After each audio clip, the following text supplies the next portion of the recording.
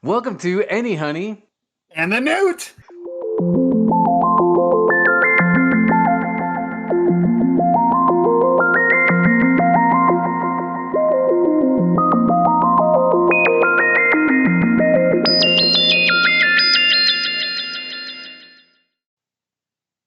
Welcome to another episode. We are so excited to bring you our season finale for season two.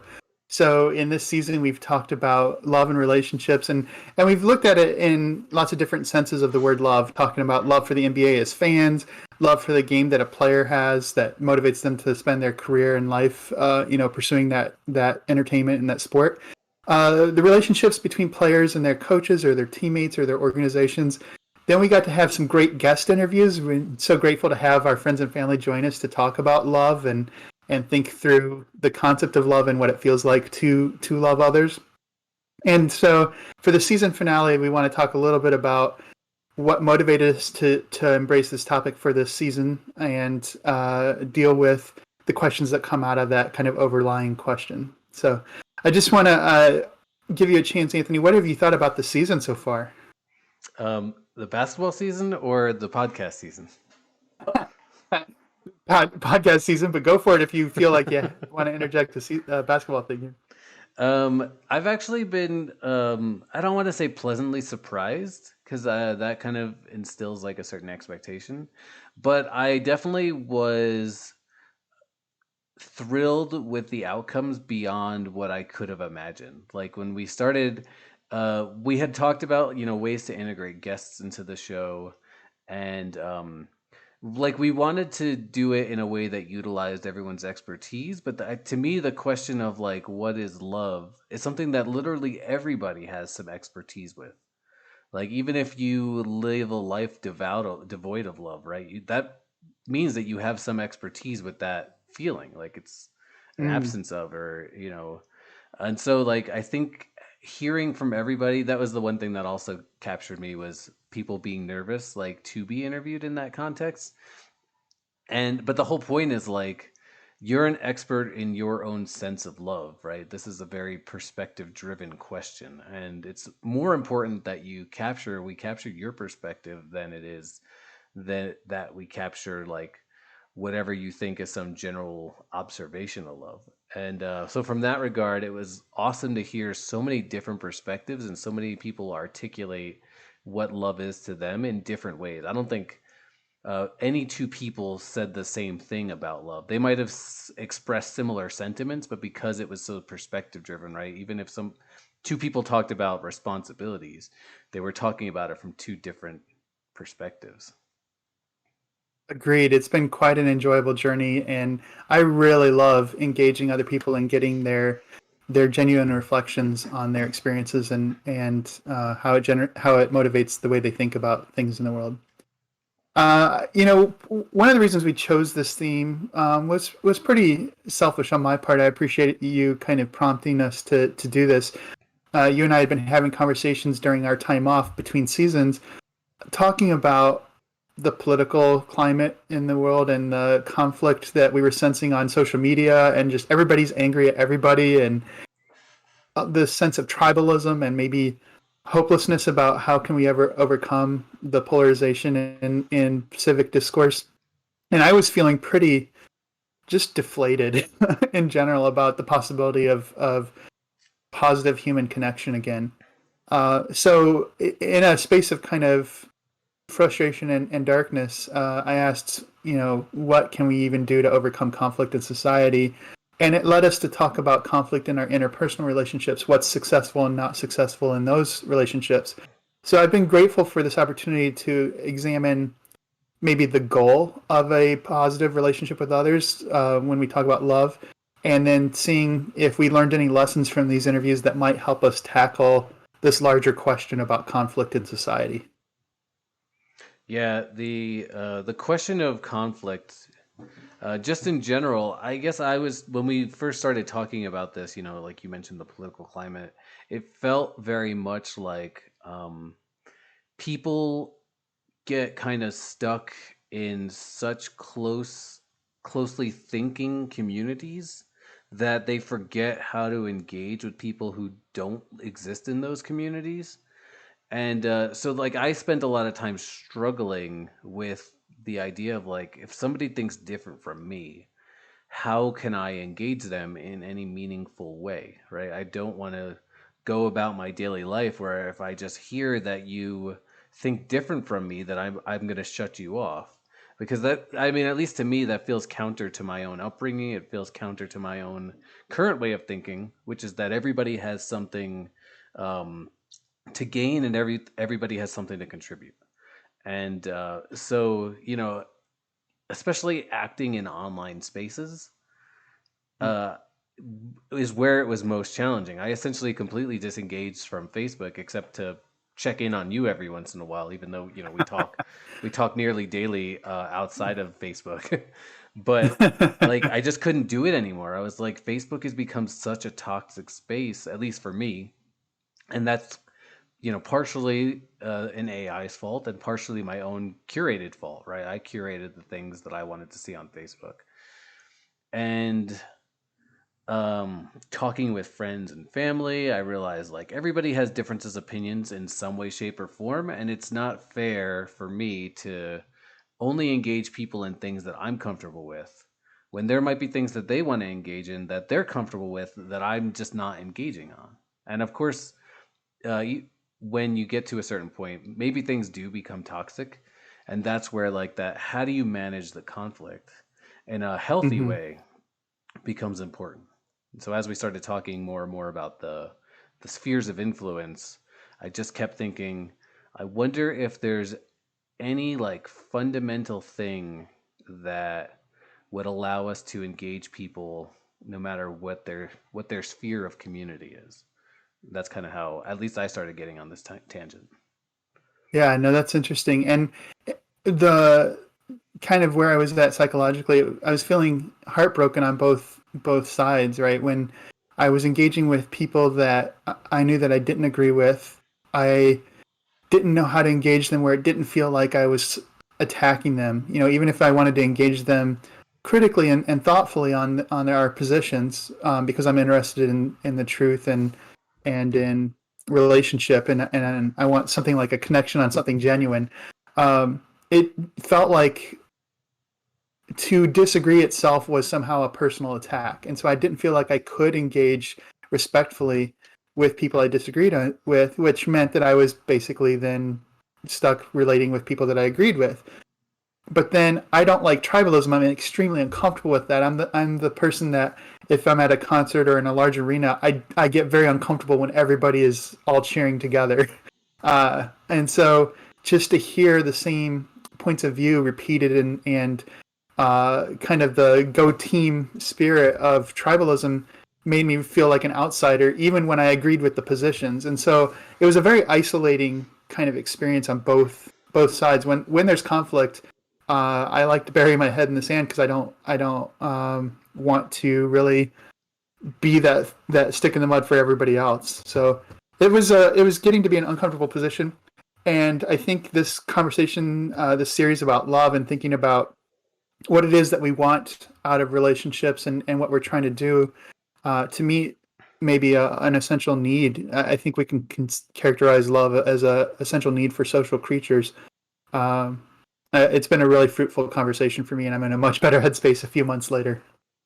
I also want to add that the introduction of these concepts through basketball, I found really interesting because initially we were talking about it from a societal point of view, right? It's like having conversations about that things that are important to us with friends, with family, with neighbors, with coworkers, with your people in your city, people in your country, that kind of thing. But then we started bringing in like the narratives of how this stuff plays out in basketball, and I hadn't made those connections before. And once we started getting into it, this we kind of alluded to this. I guess we did a whole episode on it last season when we broke down the four pillars of Chinese communities, right? Mm. And the player relationships, I think, allowed us to kind of come up with the questions for the interviews. Like we sort of had the questions before and during we filmed those episodes. But once we started getting into like how player relationships affect each other, how player coach relationships affect each other, fan player relationships, fan game relationships. There were just so many dimensions to this that I was Yeah. like, okay, this is so nuanced. I think I can take a step back now and not feel so tethered to any single idea. And at least that helped me um, kind of grow my own perspectives throughout the process as well. That's a really good point. I do feel like taking a step back and looking at it almost as a conceptual intellectual exercise stripped me of the investment and fear that I was experiencing, existentially in my daily life, so that we, could have a conversation about it and maybe learn something. So, what are some of the things that we learned in our interviews? I know that some of the things that stuck out for me were things like risk and trust. A loving relationship involves like taking the risk and trusting someone to be careful with that risk that you're taking. Uh, Another concept was respect for others and a concern for others' interests and well-being. We heard things like responsibility, as you've already mentioned, and that took several different shapes. But there were a lot of really good nuggets in these interviews. What were some of the highlights that you took away from them? Yeah, there's so much there. It's actually kind of interesting because I don't know, like at this point, if I can detether the things that I already felt from the things that were imparted onto me during the interviews. Like part of it was to capture what others were saying, right? But each interview as we went through, um, I couldn't at least help like taking something from what somebody else said and trying to like make sense of it. But with that being said, there was a couple of instances where we, every interview we asked the question, what is love? How like what are the other forms that love takes? Whether it's for a family member, a friend, love of an idea, love of a place, love of a thing. And so to me, that was one of the things that stuck with me because a lot of people had articulated very human ideas and feelings of love onto uh things and ideas and places, which I didn't previously like accept. But after hearing people's explanations of it, and even listening to the recordings and editing all that stuff, I mean, it's very obvious that those things are tangible, right? It's not just about the the person relationship. You can also have relationships, and there may be context different, but the feelings, the expressions, those are the same. And one thing that I really enjoyed, especially in the interview with your parents, was the idea of the relationship being a whole other entity. Like it's Mm. not just the other person or the other thing, but the relationship that you have with that thing. And I think your brother also talked a little bit about relationship as well. And that kind of like fed it together. Yeah, I there was so much to pull out of these conversations, and one of the things I really took away was from a conversation and a perspective that is not very familiar or comfortable from my point of view, and that would be with Katie. She focused very much on the what it's like to love, the emotive side of it, and I'm much more conceptual and think about the activity and the ethical kind of framework of love, but she reminded us there's a certain kind of joy that's generated and an energy that surrounds love. And, it's not just an exercise of ethical responsibility. It feels good to love and to be loved. And there's something important about how healthy and restorative that is. And so, you know, one of the questions I want to ask is there any kind of ethical requirement towards like universal love? Ought we to love everyone or seek to have loving and kind relationships with everyone? Or is it okay if we have tribalism and polarization and this kind of segmenting into sides? But just psychologically and emotionally, there's something I think about the joy and the comfort that comes in healthy, loving relationships seems like a more desirable outcome, a more desirable end than existing in a place where I know that there's going to be conflict that is not going to be resolved, and it makes me feel yucky and wanting to run away from society.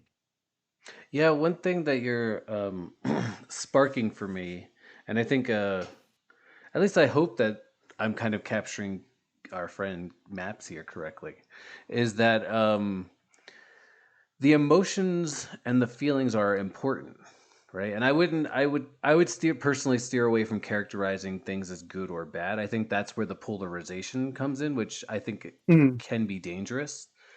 Um, and but I liked what you said, characterizing it instead as healthy behaviors, right? Like conflict, everybody articulated that conflict is healthy, right? And mm, it's in the strategies that you have to deal with that conflict that allows you to be in one emotional space or another. If you don't have good strategies, my dad and I think your mom kind of articulated this. It's like if you don't have good strategies, expectations are such a way where you're going to behave a certain way because of how somebody reacts or what somebody does to you, or you're walking through the woods and your path is closed or something like that, and you have to deal with that, right? So you if you don't have good strategies in place, I should say, if you don't have healthy strategies in place, then you are going to be in a less healthy headspace because of it, and you might do destructive things on a physical side because mm, of it. But if you do have healthy strategies in place, you can kind of take a step back and reframe everything and think, is this ultimately good or bad or neutral? And react in a healthier, less destructive way. And I think that to me is where the like I would say, based on what we've talked about, I think tribalism is okay, but the polarization is not healthy, right? mm, Tribalism to some extent is healthy because we have to connect with our communities, no matter what those communities are, in certain ways. And it's the polarization, the feeding into the same idea, and essentially spiraling into some like logical tangent that may or may not make any sense. But when things don't meet the expectations of that polarized idea, you've now just, what is the word when you're like in an echo chamber, right? mm. When you Yeah, when you're just in an echo chamber of similar ideas, now you don't even have strategies that help, you know, reframe the situation. It just kind of spirals out of control, and I think that's where it becomes really dangerous. yeah. It's interesting to me. I feel like I took it as a default from the my Christian upbringing and the universalist kind of message of this is for everyone, and love can conquer all evil or whatever. There's kind of this universalist or general perspective on love, and that we ought to love everyone. Love your neighbors yourself. There is no enemy, or love your enemies, right? And then even when I kind of moved out of that religious mindset in my early philosophical influences with Immanuel Kant, he emphasized cosmopolitanism, that humanity kind of bound together in this one worldness, that we all share the same resources and the same planet, and have a responsibility to each other as free autonomous beings, rational beings. And so there seemed to be, like, by default, a yearning for universal peace. Can't we all find a way to work out our problems together corporately, and live together peacefully?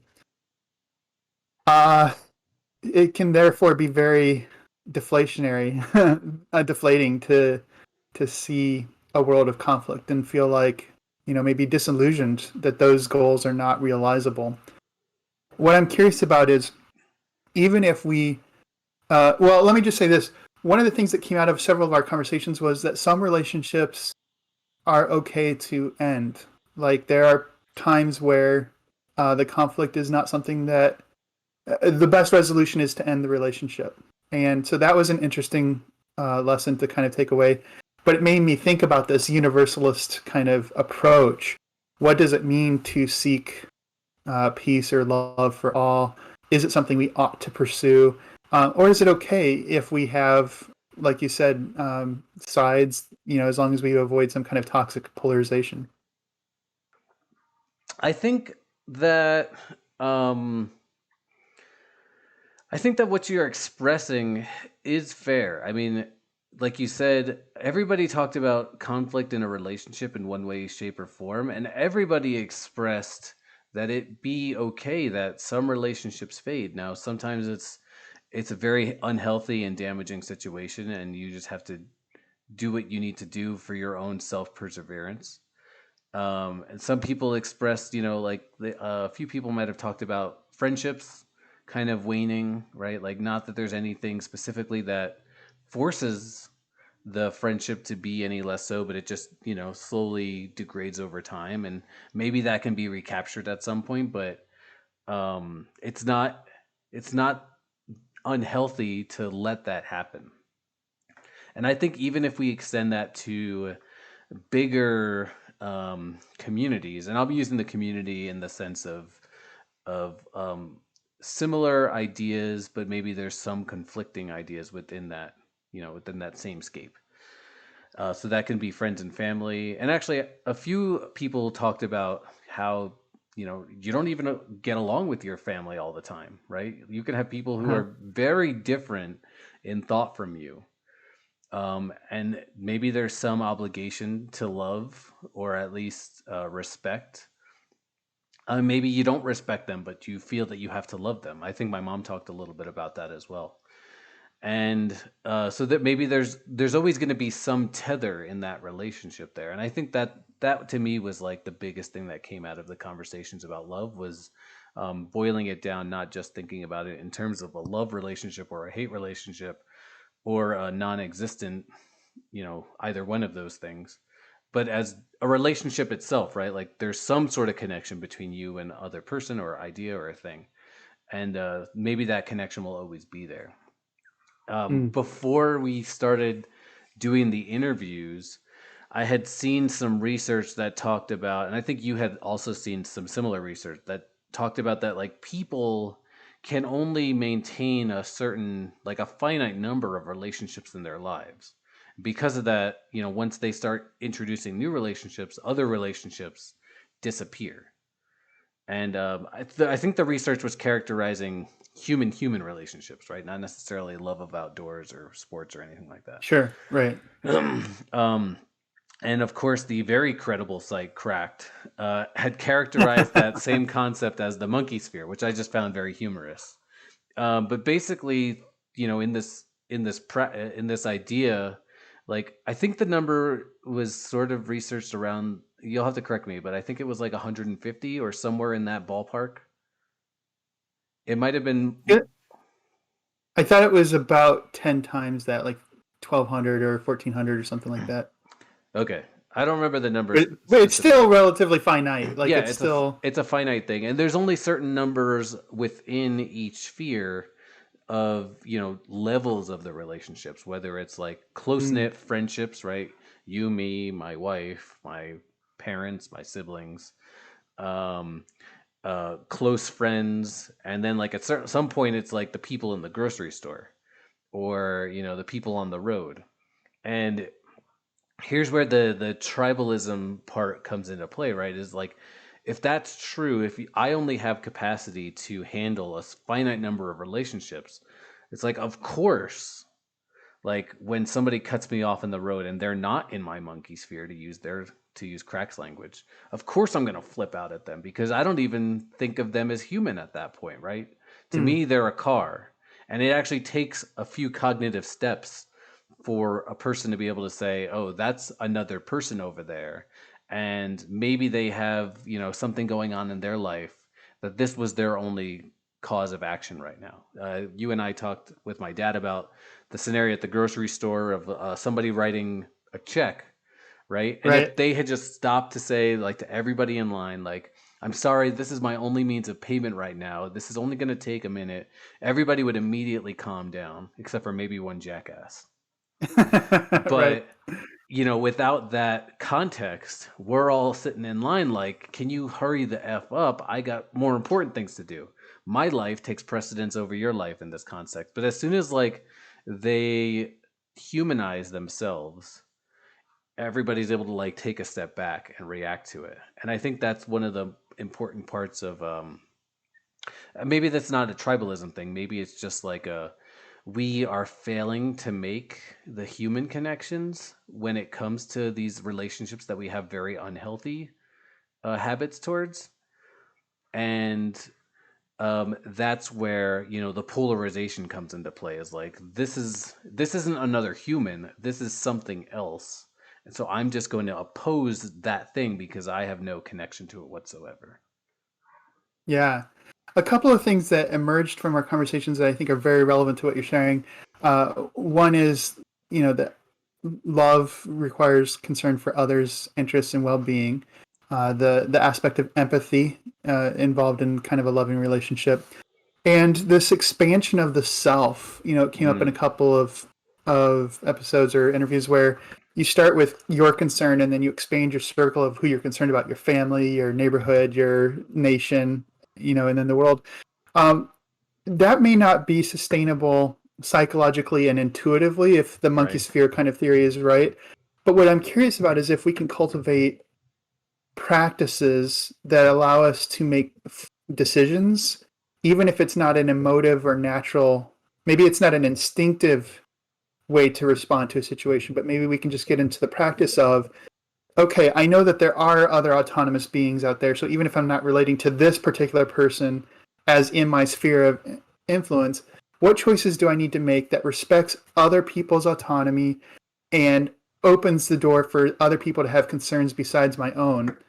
And maybe incorporating that into my sphere of influence, even if I'm not directly relating to them in a concrete way. So maybe it's possible to not care for more than 1,500 people, but act as if I cared for more than 1,500 people. A couple of people talked about the strategies that they use. So I'll just encourage everybody to watch those episodes in depth and see if you can tease out some of those strategies. Like I remember Kevin, this is one of my favorite tools, and it's something that I would say most people have, not everybody. The is empathy, right? Understanding, maybe recalling a situation where you were in it that one time and how you felt about it, and then being able to use those feelings to kind of like understand how somebody else might be feeling in a similar situation.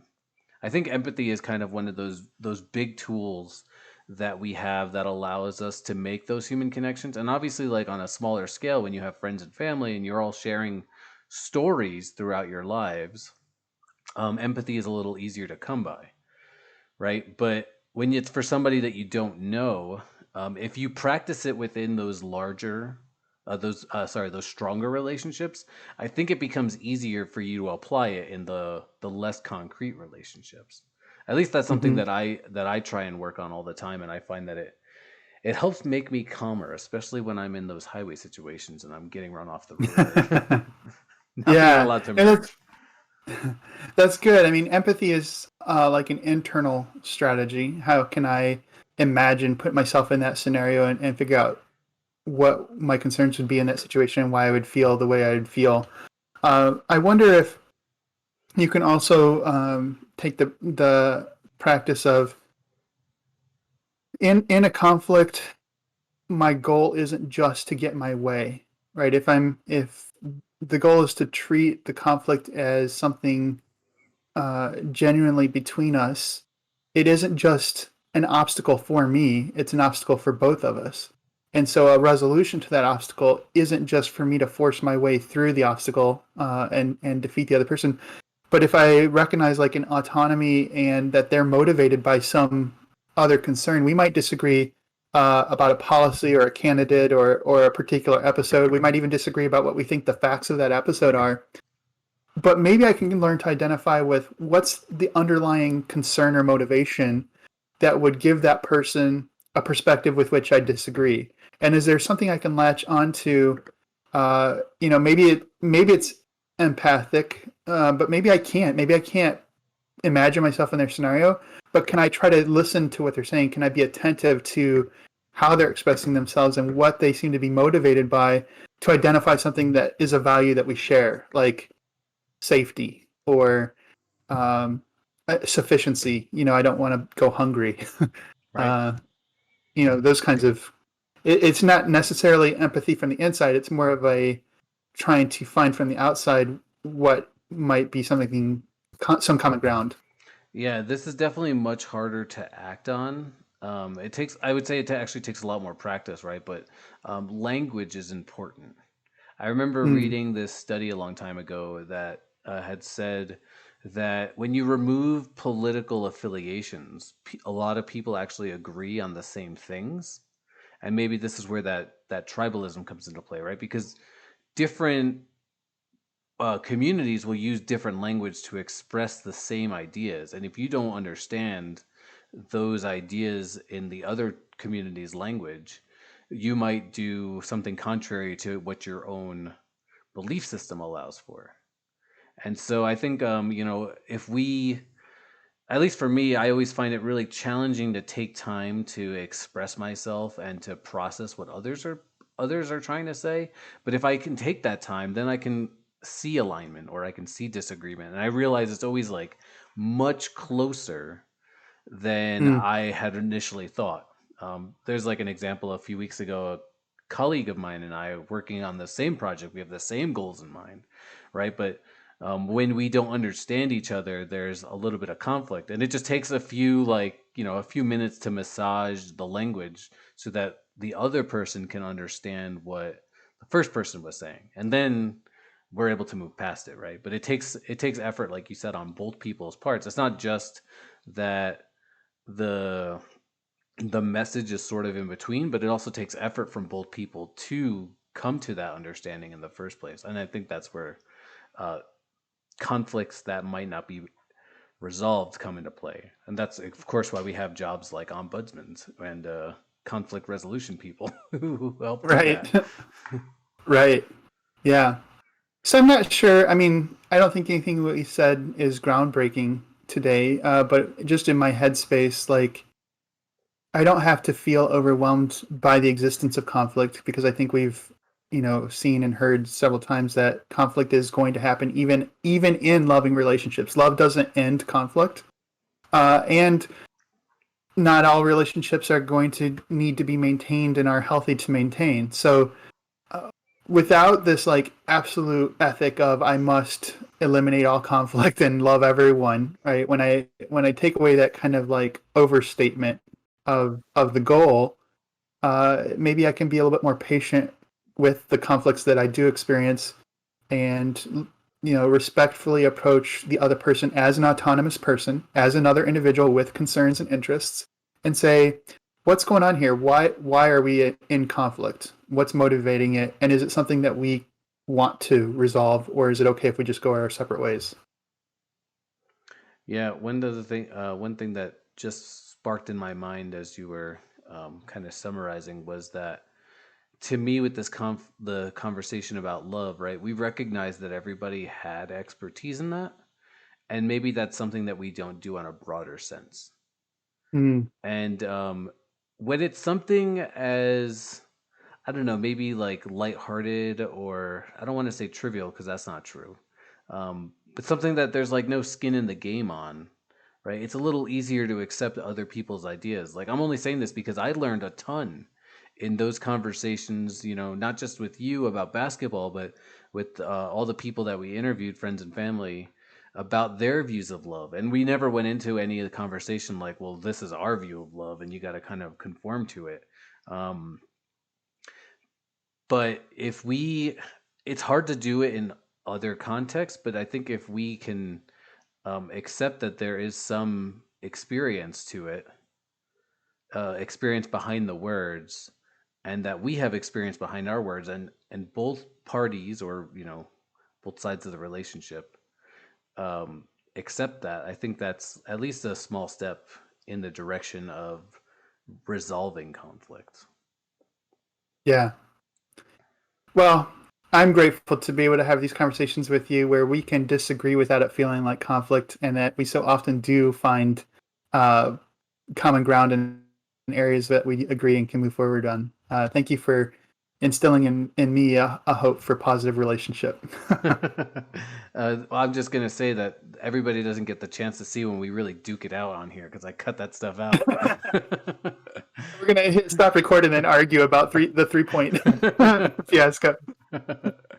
No, actually, that was always one of the things that I found most beautiful about our relationship is like both of us provide the space for the other person to share without criticism. And even if there's some ideas that might not be well formed or might not be the best collected, there's opportunity for refinement. And like really in all of our lives, I think that we should all be given that space to be able to change our ideas over time because we're not stationary beings ourselves.